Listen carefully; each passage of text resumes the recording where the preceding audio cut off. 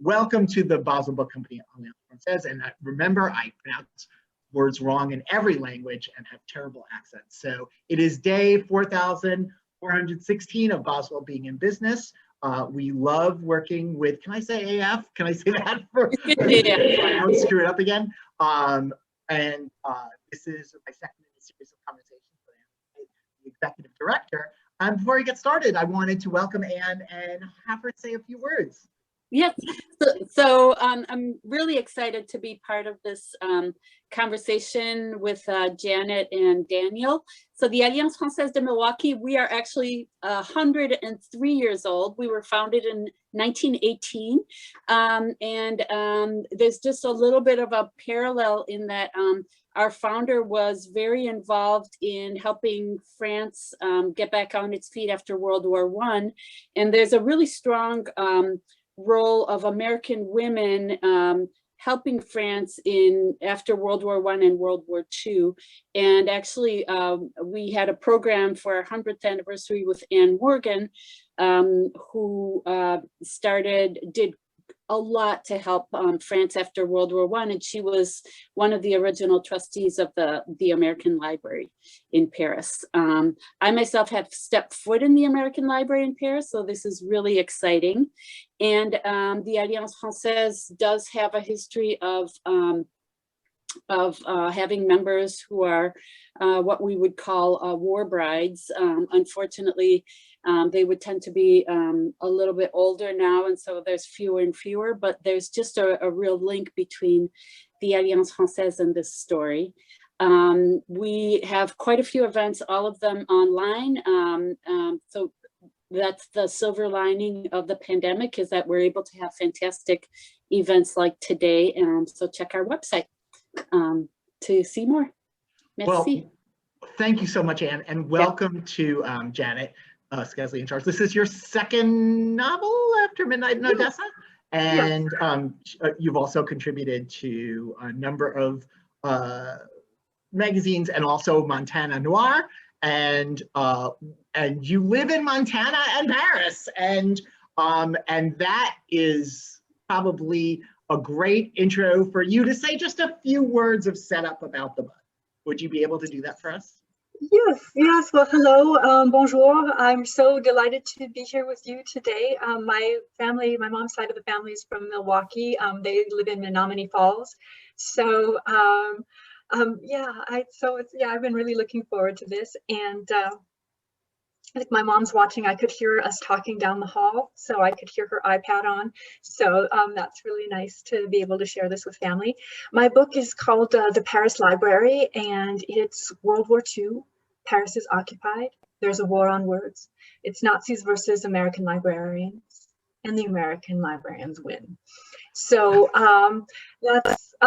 that's my book, and there is a little bit about Montana because the main character of the book, a lot of the book is based on real life librarians throughout the war, but I had a fictional character and she ends up in Montana. And I'm from Montana and I live in Paris most of the time, so it was really nice to be able to visit my home state in my mind.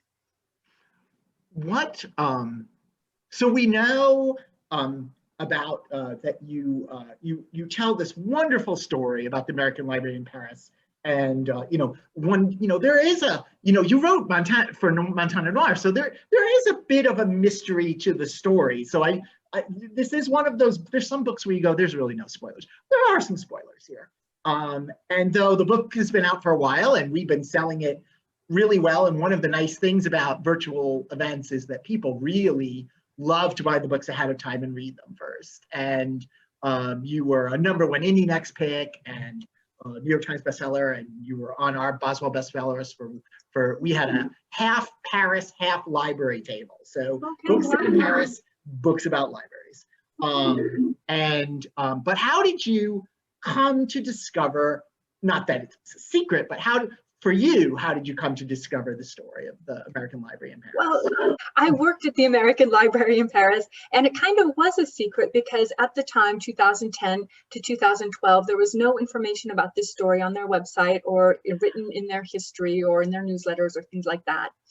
And I have a colleague from Italy named Simone Gallo, And he has worked at the library since the Nixon administration. So he's retired now, but he still volunteers, and he has all the institutional knowledge. And so he and a colleague were talking about the past librarians, and this is when he told us the story. So I'm really lucky because he's very shy. He's a typical older librarian where he has all this knowledge, but he's a little reserved. So we were really lucky that day that he could tell us about this.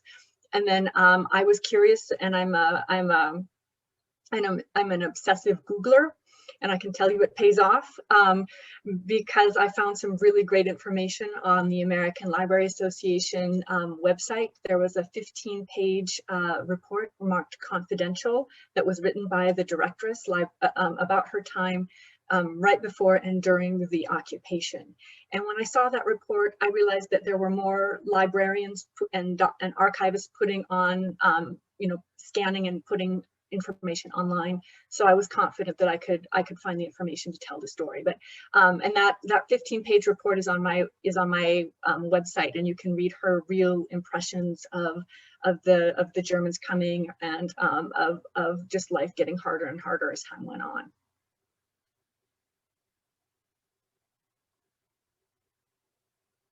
You helped get kind of in a way by talking to this librarian, you really made this story public or helped make it public. Well, I think then they started, now it's on the website and things like that. And so they my colleague Nida Kolshaw, really, she redid the website and put a history of the library, the 100 years of the library. So I think she was really instrumental about getting the word out. She made a beautiful display of the librarians.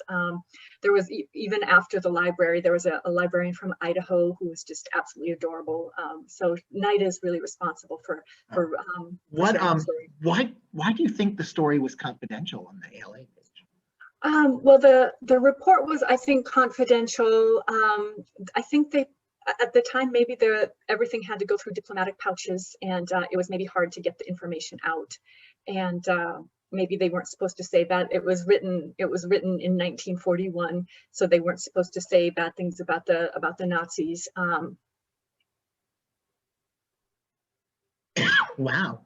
And I don't want we're gonna have to go back and forth because I'll obsess over this. What? So you asked something. Okay, so I guess I'm going to talk more about sort of the French part.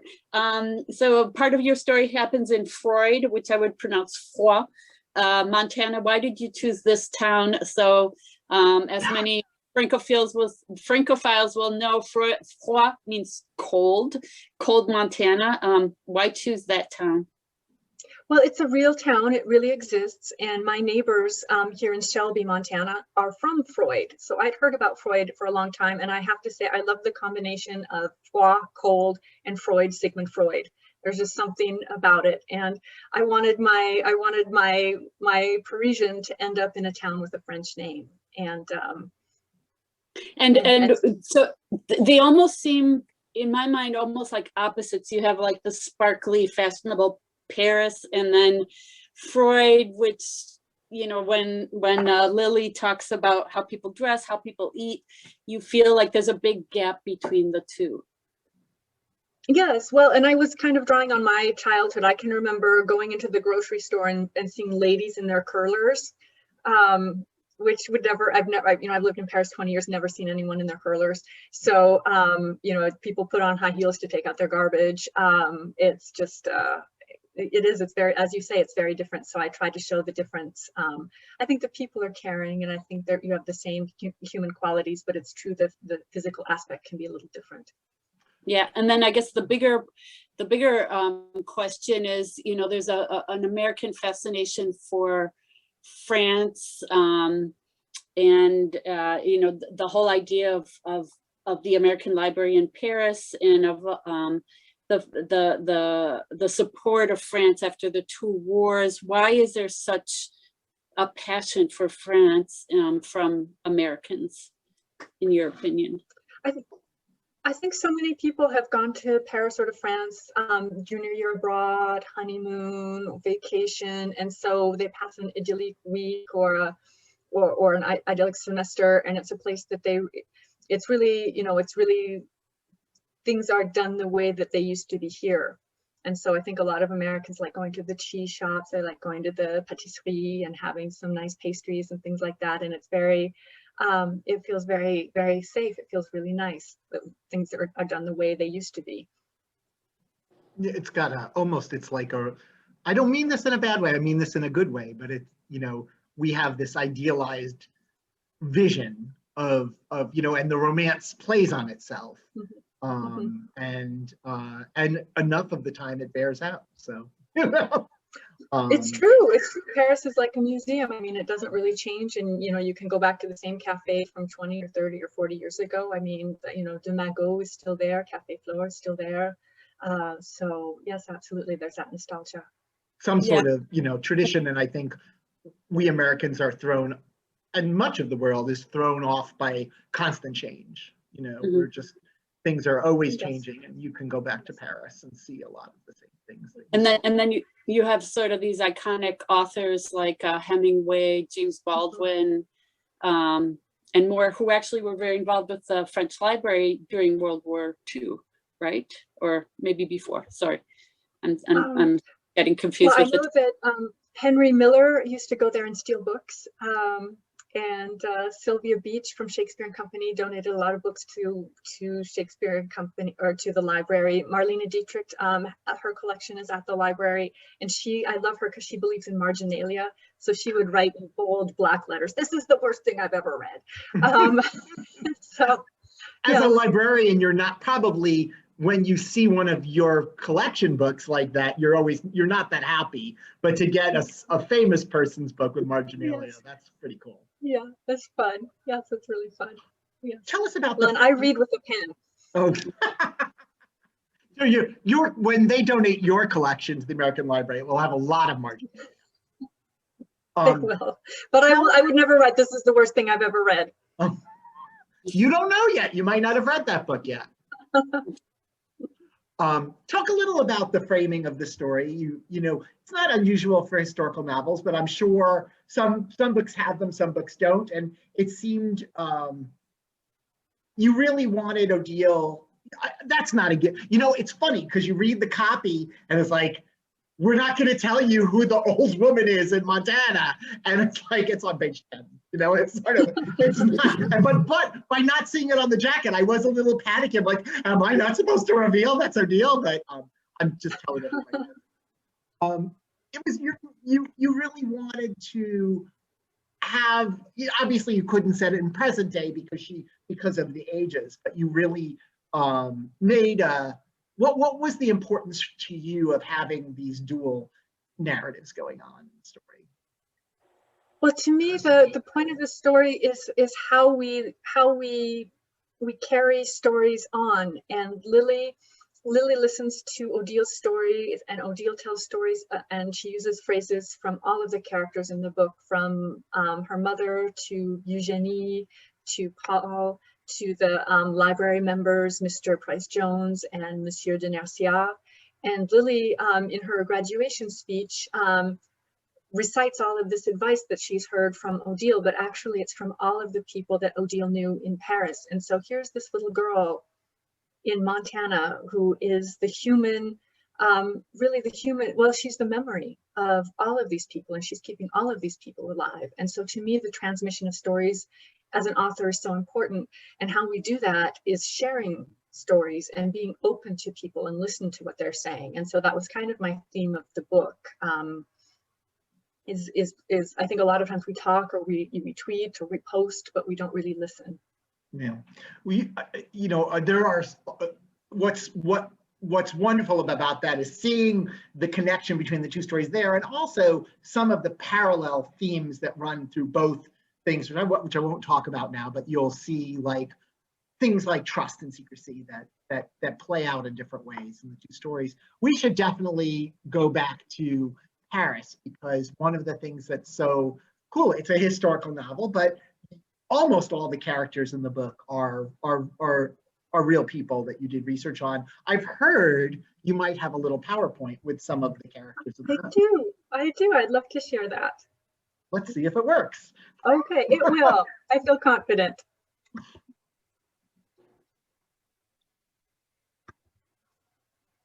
Yay, I see it. Okay, good. So this is where we start. This is a map of Paris from the time that Odile lived in Paris, and you can see the blue map. That's where she lived, and then the American Library, which is on Tehran Street, is here. The library now is right by the Eiffel Tower over here, and then I live, if you follow the river, all the way past Notre Dame and here to this garden. That's where I live. So that just kind of situates you a little bit in Paris. And this is the American Library in Paris, which is the largest English language lending library on the continent. It has 4,000 members with 60 countries, so it's very international. It celebrated its centennial in 2020, and 22% of the members are French. So it's really, there are a lot of bilingual programs. It's really interesting. This is the inner courtyard of the library. So this is where the employees would enter. And this was a photo that I took on my first day of work in 2010. This is the library in 1939 at a different location on the other side of the river, as you saw. And staff comes from the US, Canada, Russia, France, Switzerland, and England. And our story starts here. I want you to remember this picture because we'll see it again in a minute. This is an information card of the American Library in Paris, which you see in the book. And this is one of the first pieces that I saw when I started Googling. And I just was so enchanted by it. I actually bought this photo from the archives of the Chicago Tribune. And you can see, this is the inspiration for my character, Margaret, with this hat, which I mentioned in the book. And you can see the pebbled path, you can see the petunias, the half-dead ivy in the urn. This is War on the Way in August of 1939, when the American ambassador advised, in view of the situation prevailing in Europe, it is advisable that American citizens return to the United States. So here, the director, Miss Reeder, and Mrs. Turnbull are preparing for war by putting the documents in the safe. And here we have 3 days after war was declared, the directress, Dorothy Reeder, organized the soldier service, and the library sent books to English, French, Czech soldiers, as well as to the French Foreign Legion. And I put this quote in the book because I just love it so much. She said that no other thing possesses that mystical faculty to make people see with other people's eyes. The library is a bridge of books between cultures. And so I just love that, how books are bridges. I just thought she was absolutely fabulous. So from September 1939 to May 1940, 100,000 books were sent. Here we see that the occupation has begun. And here's my favorite picture of Dorothy Reeder, the director of the library. They called her the directress. And I got this photo on eBay for $24.99. And it's like it's the purchase of my life. I had this book on my desk as I was writing the book. The book was rejected by 75 agents. And every time I was feeling down, I'd look at Dorothy Reeder, and she could stand up to the Nazis. I could send out a few more query letters. I just think she's absolutely fabulous. And I'm really glad that librarians don't have to stand on chairs anymore for publicity shots. But I do think it's a beautiful photo. And here she is in her office. I love the big black phone, which we don't have anymore. And this picture up here is Washington, D.C., which is where she's from. She worked at the Library of Congress. Here we have Claire de Chambrun, who was one of the original trustees, along with Anne Morgan, who Anne mentioned earlier. And she, during the World War II, she was a trustee again, and she remained in Paris. The other trustees went back to the States, which is probably what I would have done. And so that's why I think these women are just incredibly brave. Here we have, I found this photo online as well and purchased it. This is her in her home. And she was also quite a lady. She earned a PhD from the Sorbonne and translated Shakespeare's work into French. So it's just really, really amazing. And here, as I mentioned before, is the photo that you saw earlier. So this is Boris with his daughter Helen at the library. And I interviewed Helen for this book, and he's holding her in his arms. She's in her 80s now. So Boris started working at the library as a page, and he worked his way up to head librarian. He was originally from Russia and spoke several languages. So they're just very interesting people. I really enjoyed talking to family members. We just found Miss Reader's niece recently, and the niece had no idea about what her aunt had done during the war. So it was really interesting to be able to share that information with her. Here we have Boris again. This is my Canadian connection, mother-daughter team, which isn't that wonderful? Can you imagine going to work with your mom? I just think that's fabulous. And here we have the library love story, Peter Ustinov and Helen Fickweiler. They got married when they returned to the States, and I got to talk to their, I got to email with their daughter a little bit about the book. So yes, that was really nice. I'll stop sharing now. Well, maybe just one more picture. This is the plate in the American Library in the book. So you can see that a book is open like the horizon, and that it kind of vanquishes the sword and the rifle. And there's a belt involved too, but explain the belt. Isn't that like the belt? In the book? No, on the seal going around. That's on the insignia? Yeah. I don't know. Maybe it wasn't a belt. Actually, it is a belt. Yes, it is. It absolutely is. And yes, and my book has a belt prominently featured too. So yes, that's quite a coincidence. I wanted to ask you that I know in the book that the American Library is OpenStack. Is that, I know that in some place, in the United States, OpenStack for a public library is common, academic libraries not. What's the Paris or French way of doing things? Would that be open? Well, at first they had closed stacks, so it was really a shock for French readers to have these open stacks in 1920. And even in the 1950s, it was a shock. There was a French journalist who came to interview the director of the library, Ian Fraser Forbes. And the French journalist said, I don't know how to phrase this delicately, but aren't you worried about theft?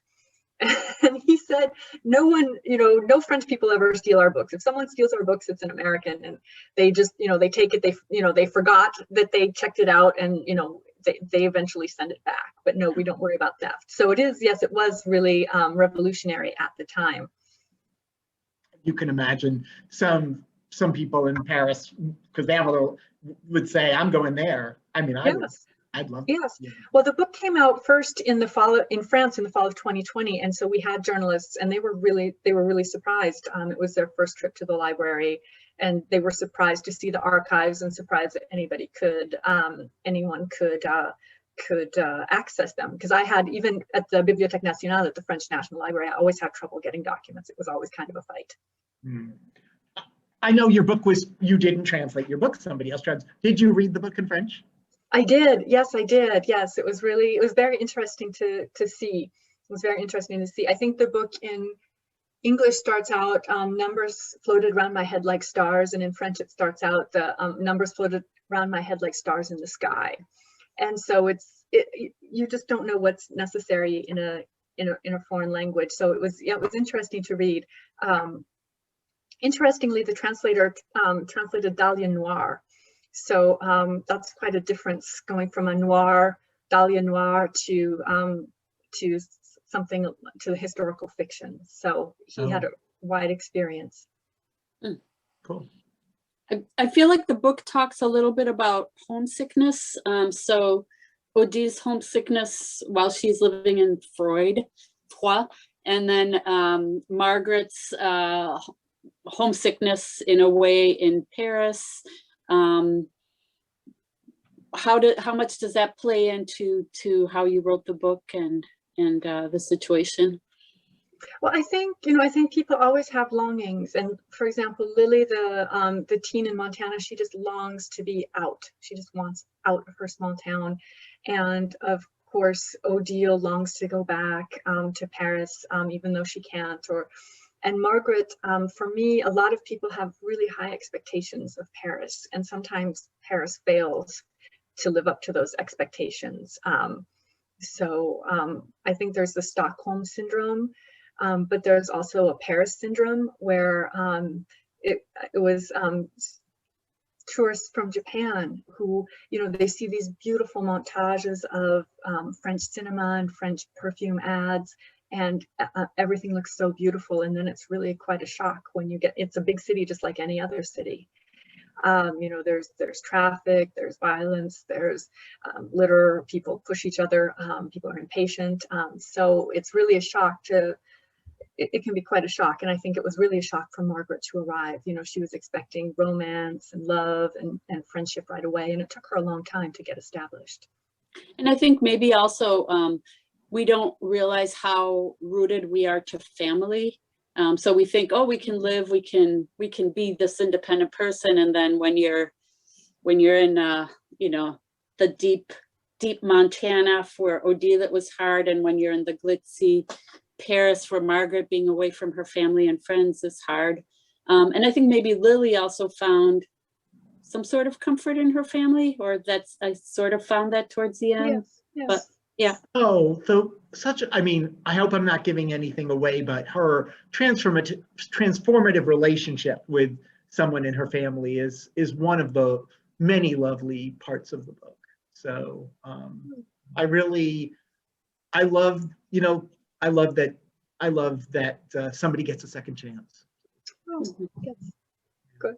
And I also could imagine when Anne talks about the homesickness, you just know that, Lily can't wait to get out of Montana. And she's going to be longing for Montana someday. Yes, absolutely. Yes. Yeah, but I think Odile, and we see that right away, Odile teaches Lily the real values of the world. And maybe she wasn't getting that as much from her family, from her mother and father. But what is really grounding, what is really important, what does it mean to be a good friend, a good daughter, etc. So, and just feel comfortable in your own skin. I have to add, sometimes you can hear those things from your parents and you just think, oh, whatever. But you hear it from someone else, you're like, ooh, revelation. So it's true, especially because she's so romanticized, Odile. It was so important to her. Odile is effectively is a war bride. And I know you touched on this a little bit, Anne, but you were mentioning to us that there was a group of war brides in Milwaukee that had an organized like a club, and they did fundraising. And so these were women from France who were wound up here, huh? Yeah, I don't want to age myself, but I've actually been with the Alliance Francaise for, I think, 21 or 22 years. So it's been or maybe more. It's been quite a while. And when I first started, there were two sister organizations almost equally active, Le Cercle Français, which was made up of war brides, and the Alliance Francaise. But because the Cercle Français had this, more narrow mission, it basically died out. If you start putting, calculating how old a war bride would be and their husbands, not many of them are still active. So the Alliance sort of took over some of those activities. But it was really interesting. I know one woman, fascinating, she won the lottery in France, maybe in 1945 or maybe before the end of the war, told her family she was going to go to America and make it big, and never did, and was too embarrassed to go home and stayed. I thought that was like, wow. Well, I did a lot of research just because the war brides are so fascinating, and they really, it was really hard for them because a lot of them couldn't go home, even if they could be married to alcoholics, they could have been abandoned. And just like you said, the embarrassment factor or the pride factor meant that they stayed where they were. So I think my first book is called Moonlight in Odessa, and it's about email order brides. And I'm from Montana, where we had male brides and we have email order brides. And in my research, what I found was that a marriage for the email order brides, it didn't really have anything to do with the husband. it was just like real estate, location, location, location.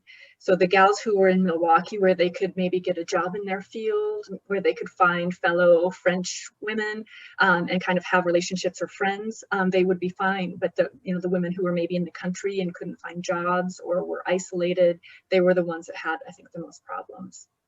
Mm-hmm. And then the flip side, so my mom was in France during World War II. She was young. She was ages 3 to 8 years old, something like that. The American soldiers they introduced chewing gum and chocolate. There was something very fascinating about the American soldiers, and honestly, the German soldiers, for little kids like my mom, they were just nice young guys. Obviously, the French didn't like the Nazis, but the human contact with these young soldiers were sometimes not as bad as you would think. So when you see somebody like, and I'm not sure, I don't want to, but when you see characters in the book, I don't want to give anything away, maybe falling in love with a young German soldier, they were all the same age and were actually, there was something very human about that contact. Yes, I think there were a lot of relationships during World War II. It was a very hard time. A lot of the French soldiers were either prisoners of war or they'd been killed. And so yes, it was a time where maybe some French women did turn to German soldiers for companionship. Absolutely. Mm-hmm. Wasn't there a German prisoner, like a loosely run prisoner of war camp in Wisconsin too, Anne? I think where the Germans were they were kept in a small town and they could roam around. That's another novel for you. Yeah. One of the reasons why we love books like this, there's so many bookstore books, and there's more library books too. I think they figured it out that those are just as popular, is because we love hearing people talk about books, from 84 Charing Cross Road for nonfiction to Storied Life of 83 to Paris by the Book, which was written by this Milwaukeean, Liam Callanan, who actually, I don't know if you talk, I think you mentioned 2 bookstores. You mentioned Shakespeare and Company, of course, and I think you mentioned Red Wheelbarrow. Yes, and yes. Which was his inspiration. Yes, I saw that. Yes. Well, you talk about books a lot, and we love them. I was curious about your making Odele's special obsession with Zora Neale Hurston, because it's an unusual, that book was not that popular. It was out, but it wasn't that popular at the time. She had to be kind of rediscovered later, but it's a very important part of her reading. It was popular and well reviewed at the time. I mean, I actually have a copy of the review, and it did go out of print, and she was lost, and thank goodness for Alice Walker. I think now I just love that book. It's one of those books that it remains the same, but when you read it, you change. And I just think that's really powerful. And I know I read it when I was a teenager as a romance, where it was kind of a Goldilocks story, where there were 3 men, and one was too controlling, one put her on a pedestal, and then there was one that was more just right. Right. And now I question my ideas of love, because even the one that was just right was not so great. And now just reading it as a friendship story, and it's just one of those books you can read in so many different ways. And I have French and Italian readers who've written to me to say that they had never heard of that book, and that they read it after they read my book. And it was recently retranslated in French. The French, when it was translated at the time in the 1930s, it was Une femme noire, a Black woman. That was the title. And so they've retranslated it within the last 2 years, and it has the title, Their Eyes Were Watching God. Wow. But that first title tells you that maybe the translator didn't take too much care with the words. Yeah, I mean, I'm sure there was some lack of respect perhaps for the work by that. But I just love the idea that's what my thought was. Did you make that to say, I'm going to get people to rediscover this book and And it must be just wonderful for you to hear back that people read the book because they heard about it through your book. It's just terrific. And Jean Reese too. I love Jean Reese's book, and she's in Paris. You'll find her on every bookshelf at Shakespeare and Company, at Red Wheelbarrow. We love Jean Reese, but she's not maybe so well known. And I just wanted to talk. She talks about Paris, and in a way that if you're poor, you're struggling, you don't have a lot of money, you have trouble getting a job, and so Jean Reese really talks about kind of the people who are down and out on their luck, and that's a view of Paris that we don't see very often. Yeah, what I loved about this story, which I didn't really realize, is the idea that a group in the U.S. were sending books to soldiers, and they're almost as important as a pair of warm socks or chocolate, that you need in order to survive the war, that you need a book in addition to clothing and food. And I thought that was just beautiful, and that the American Library was very involved with this. Yes, they collected donations, and they sent 100,000 books in the space of a couple months, and they sent individual care packages to soldiers. They sent books in English and French. They sent magazines like National Geographic, whatever the soldiers want, the soldiers got. And in my book, there's a real thank you letter from a British captain who received the packages, and he'd also received packages during World War I. So that was really touching as well. And as you mentioned, we did a little bit of research on Anne Morgan, who was J.P. Morgan's daughter, and decided just to throw herself completely into helping reconstruct France after World War I. But she was very instrumental. Their group also brought sort of mobile libraries to France, and I think that it was one of the first time that libraries were for kids, where they had picture books, and so it wasn't really a academic research library, but something for the children as well.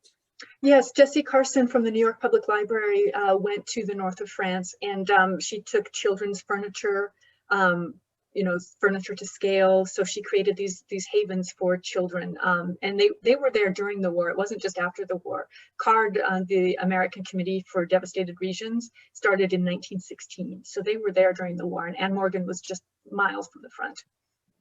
Mm-hmm. Yeah. We just put out, oh, go on. Yeah, so it's kind of fascinating. I think the idea of a lending library for kids, which it sounds like the American Library in Paris was doing before. What do you know? What were French kids doing before? Were they not reading very much, or? I think what happened in France is that rich people had their personal libraries, and then too bad for other people. And the municipal libraries, the book was behind the desk of the librarian, who was just a bureaucrat. He wasn't someone that was actually trained. Of course he was, and it was definitely a man. And maybe he was a little grumpy about being there and sitting there all day. The books were registered, not alphabetical order or by subject, but the date they arrived. So if you didn't know that the book got there on June 18th, 1923, you were just out of luck. So yes, that was one thing that American librarians really revolutionized the French system. The American Library sort of had a democratic, it was a bit of a democratic ideal. Yes. Did you happen to read a book when you talked about how the books were ordered? Did you happen to read a book that came out last year called A Place for Everything by Janet Flanders? So it's about the history of alphabetical order. And we happen to be doing an event in June with the Women's Club here. And it's a really interesting book, and it talks about, from the move from pictograph to letters, but also the different ways that that things were organized before alphabetical order, before the Dewey's Decimal System, by the religious significance, by status. I love the idea that they could just have put them in chronological order. That's terrific, and it's easy for them. right? Yes. I love that it's a metaphor for how we just don't really care that much about you. Well, it's funny, and now with the whole design in Marie Kondo, you put books in color and size order, so it completely messes things up. Oh, I don't do that, Anne. Not don't say you. Yes, I do know people. Or you see the in the Instagram photos where people put their books spine in so that the pages are out. Yes, lovely.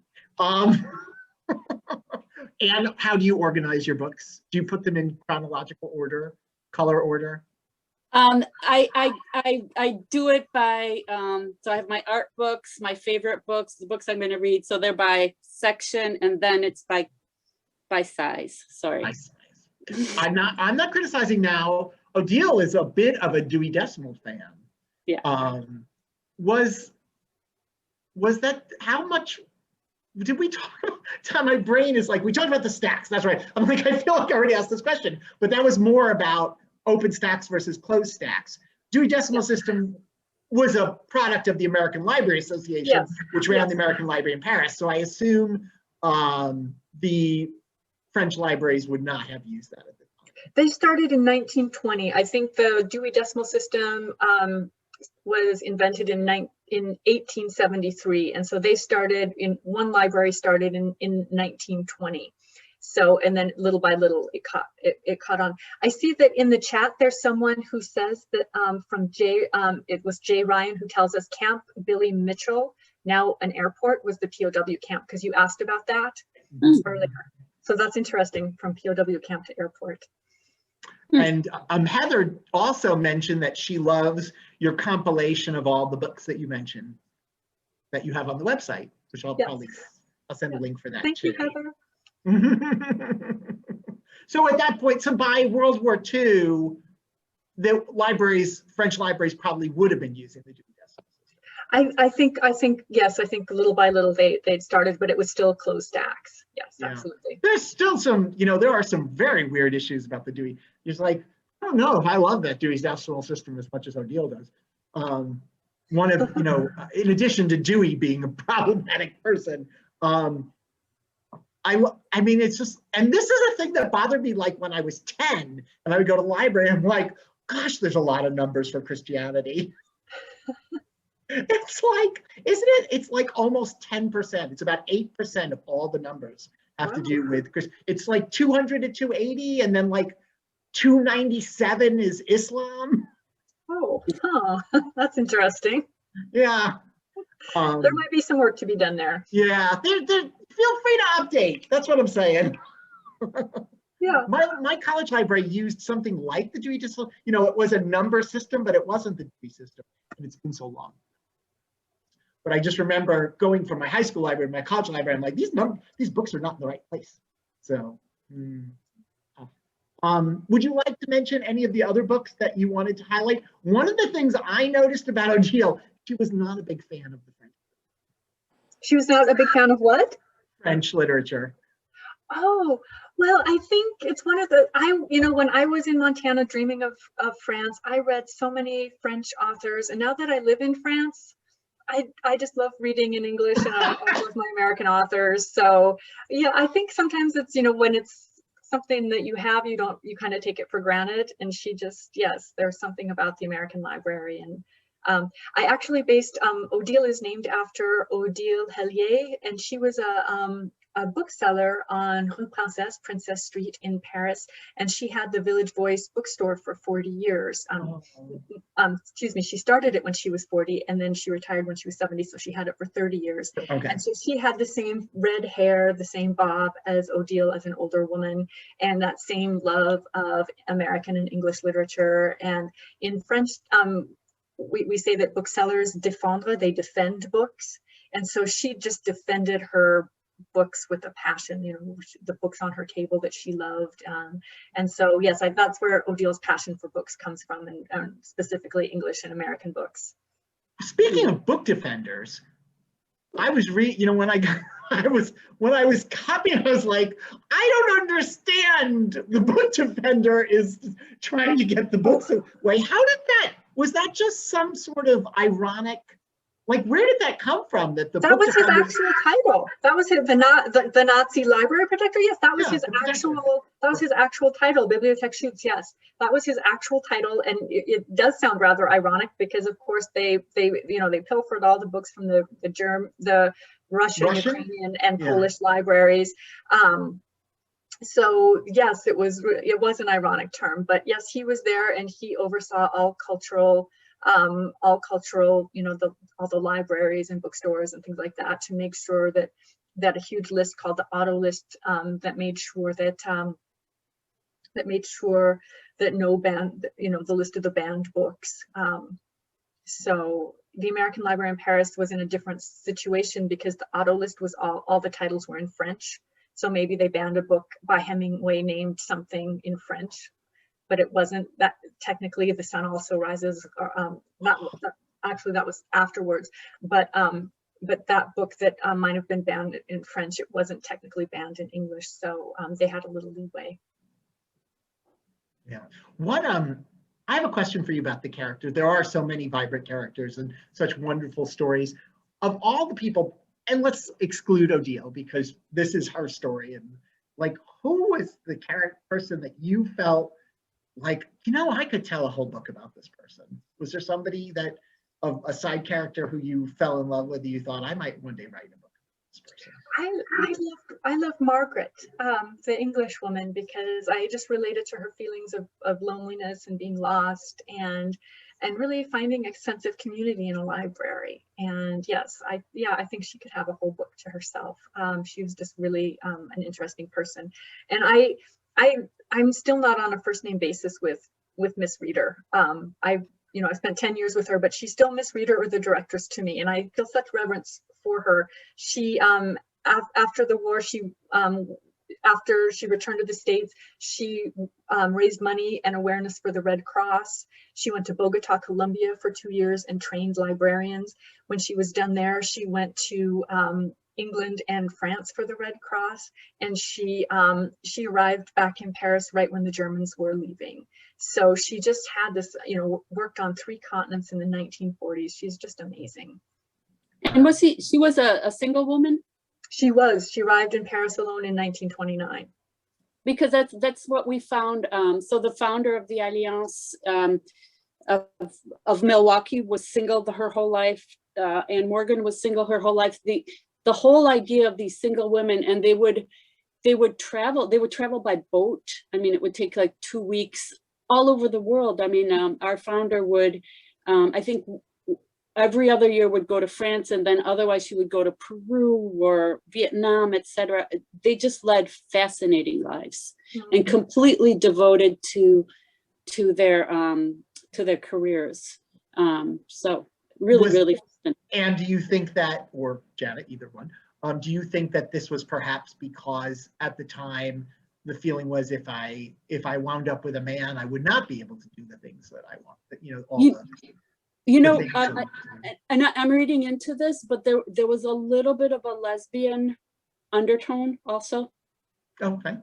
Yeah, and Anne Morgan had a companion, Anne Marie Dyke, for example. Yes, absolutely. But also, for teachers in Montana, teachers had to be single, and when they got married, they had to resign. So a lot of times, people at that time did have to choose between a career and marriage. A book that we sold a lot of copies of a few years ago was called Lillian Boxfish Takes a Walk, and it was based on the life of Margaret Fishback, who was an advertising copywriter in New York. She was one of the famous Macy's copywriters, and she also wrote light verse. And the book almost goes back and forth as a good historical, for the historic and then the contemporary framing device, just like yours. And but the story starts or almost at the beginning, she's let go by Macy's because she's pregnant. Yeah, they push her out. So yeah, no, it's really hard. Yeah, it was really hard at the time. I should say, when I was writing this novel, I was not writing a historical novel. I was just writing a novel. I was reading a lot of crime fiction, a lot of course, research for my book, and yeah, and. Do you not think of it as a historical novel now, then? Oh, I think that's where it's put on the shelf, and that's how people qualify it. But to me, it's just a novel. I think we put things in kind of categories. Well, but I should note that I don't think Lillian Boxfish has ever been. A lot of people don't even know that it's based on a real person. She changed the name. So interesting. yes, Yeah. of Margaret Fishback. So Yeah, I don't think anyone's ever called it a historical novel except me. So it sounds interesting. And it sounds really interesting. I've been looking for a piece of paper so I can see you're naming all of these great books that I want to read, and I've got the pencil. I don't have the paper. Well, you know what I'm going to do, because everything is in the chat, and so I'll send you the chat. But also we are, oh goodness, I hope we were late. Yeah, we're recording. So this recording will be up in a week or two. Okay. I'm just going to go click through to find the books.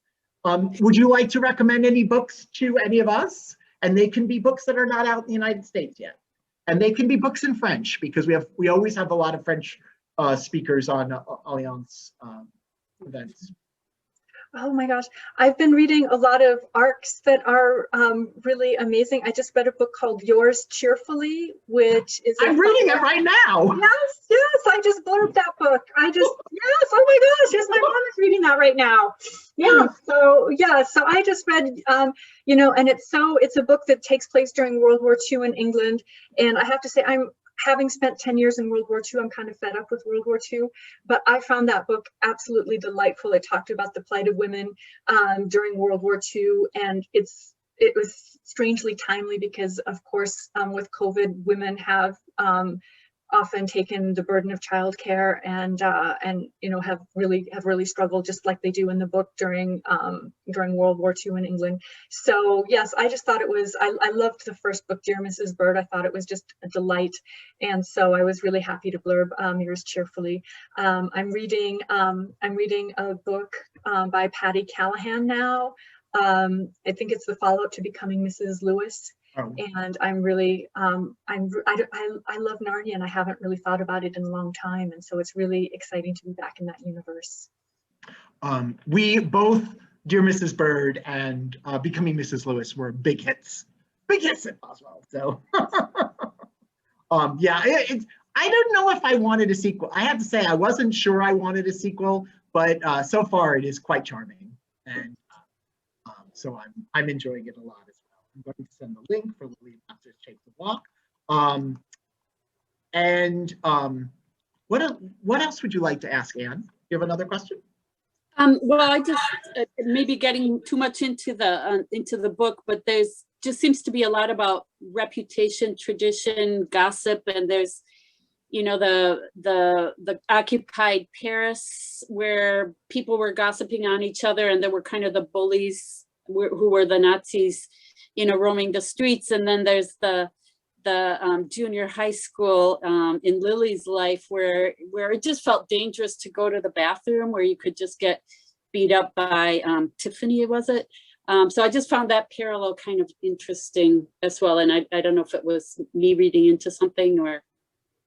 I tried to have to me, Lillian and Odessa are exactly the same people. They're just born on different continents at different times. And so we open with the Cold War in Montana, where we just don't know what will happen. And I mean, we were told that the missiles seek missiles. So we were told that the Russian missiles would bypass Washington, D.C. and come for us in Montana, because that's where all the missiles were. Those missiles could arrive in Moscow within 30 minutes. So it was just really a scary time for us. And we drove by them, just like we drove by the church or drove by the schools, and didn't really think about it, these nuclear warheads. And so I wanted that feeling of menace, just like there's the feeling of menace and not knowing what's going to happen before the war. So yes, everything is parallel. Everything. I love that. Mm. Somebody asked, how did you first get to Paris? How did I first get to Paris?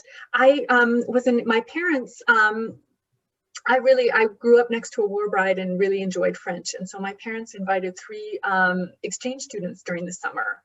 So for 3 consecutive years, we had exchange students. And then I went to stay with 2 of those families over a summer. And that's when I was 15. And so that just cemented my love of French. And then for graduates, there still is a program in France where you can be a teaching assistant.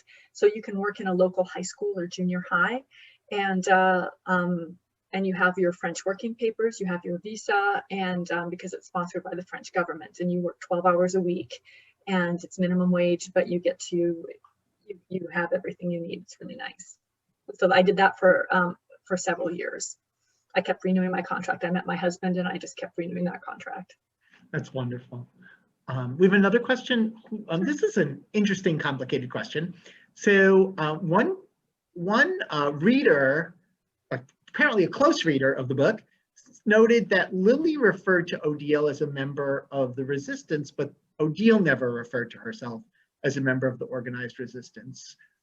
What do you think, Odile? Do you think Odile saw herself as a part of the resistance or just an individual resistor? I think a big part of the reason that the history of the library distributing books to its Jewish readers who were banned from libraries is because everyone who distributed books, hand-delivered books to the Jewish readers, they just thought they were being normal, ordinary people. They'd never thought of themselves as heroes or resistance.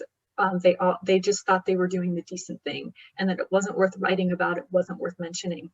And so the Countess mentions it in her book. It's mentioned in a pamphlet in 1953 in the library. But that's really all of the documentation about it. I talked to Boris's daughter and son, and they told me that he had sent books too.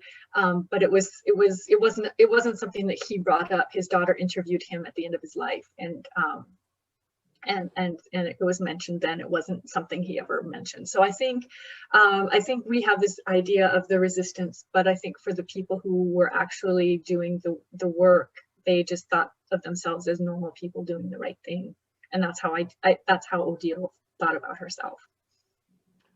Two folks wanted to know what you're working on now. You did sound like you were doing some research. So I don't know am what you doing really some research.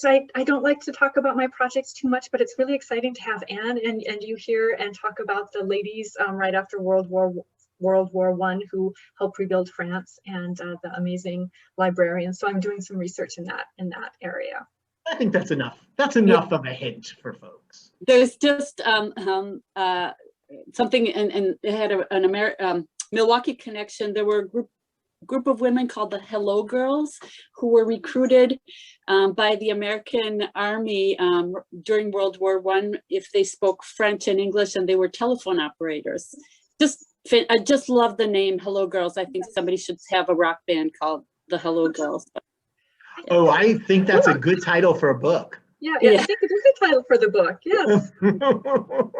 And actually, the War Memorial Center had a movie about that in 2018. So, just fascinating, this connection with American women and France during World War I and II.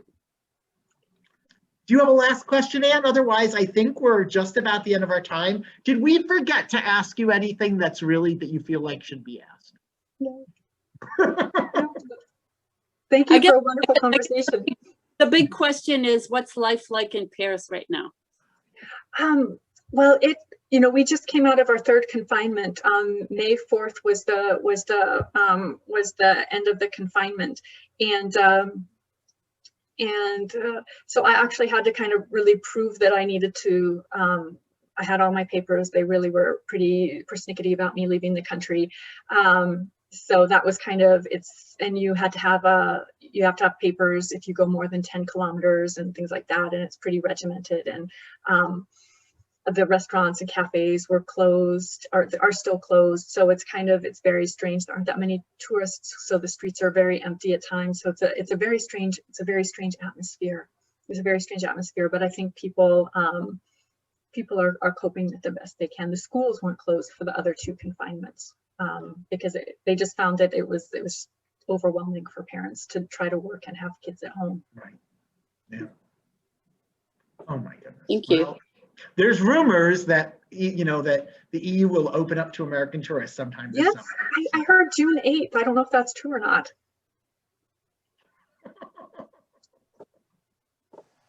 Well, what a wonderful afternoon. We've got so many people saying how excited how they either read the book and loved it, or they're going to go get the book right now. It's a great book. We have books for sale, and you can probably get the book in French too. As always, whenever Anne says, Daniel, can you get the book in French for me? I was like, no. But someday they'll be away again. In any case, thank you so much. Good luck. We're all looking forward to the next book, whatever it happens to be. And always wonderful to work with Alliance Francaise. And they have so many programs coming up, and some of them will co-sponsor. And thank all of you for coming, because we wouldn't have a bookstore and a French cultural group in Milwaukee that's over 100 years old. Is it one of the oldest ones in the United States, Anne? No, Chicago, San Francisco, Denver are older. Okay. Interestingly, I said one of. some of them started as libraries, so they have slightly different names, but yeah. Okay. Yeah. There you go. Well, we're oldish. Anyway. We're Thank you all, and have a wonderful rest of your day. Merci. Thank you. Thank you so And- much. You're so wonderful. Thank you. Bye-bye.